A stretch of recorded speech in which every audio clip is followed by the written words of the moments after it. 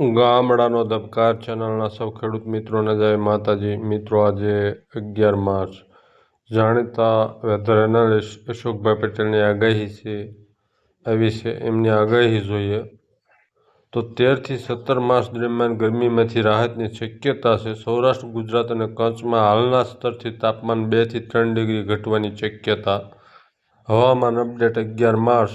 મુખ્ય મુદ્દાઓ. હાલમાં ગુજરાતના કેટલાક ભાગોમાં સિવિયર હીટવેવની સ્થિતિ. અનેક સ્થળોએ મહત્તમ તાપમાન સામાન્ય કરતાં 7 થી 8 ડિગ્રી વધારે. 12 માર્ચથી તાપમાન ધીમે ધીમે રાહત શરૂ થવાની શક્યતા.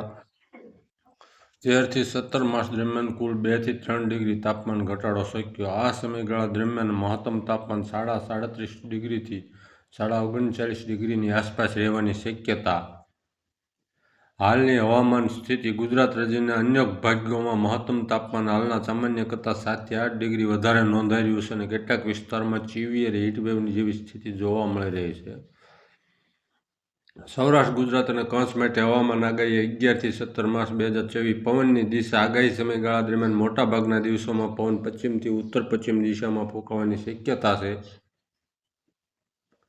પવનની ઝડપ લગભગ 10 થી 20 કિલોમીટર પ્રતિ કલાક રહેવાની અને 25 કિલોમીટર સુધી ઝાટકાના પવન હોવાની શક્યતા છે. આકાશની સ્થિતિ. આગાહી સમયગાળામાં શરૂઆતમાં આકાશમાં મોટાભાગે સ્વચ્છ રહેશે. 15 થી 17 માર્ચ દરમિયાન આકાશમાં ભાગ્યે વાદળછાયું અથવા છૂટાછવાયા વાદળો જોવા મળી શકે છે અને વાતાવરણમાં થોડી સ્થિરતા વધવાની શક્યતા છે.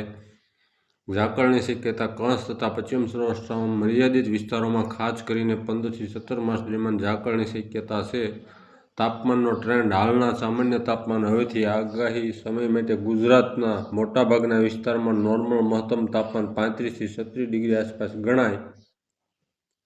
11 માર્ચ હીટવેવ જેવી સ્થિતિ ચાલુ રહેવાની શક્યતા. 12 માર્ચ મહત્તમ તાપમાનમાં થોડી રાહત શરૂ થવાની શક્યતા. 13 થી 17 માર્ચ હાલના સ્તરથી મહત્તમ તાપમાન કુલ મળી લગભગ 2 થી 3 ડિગ્રી ઘટાડો થવાની શક્યતા છે. આ સમયગાળા દરમિયાન તાપમાન સામાન્ય રીતે 37.5 થી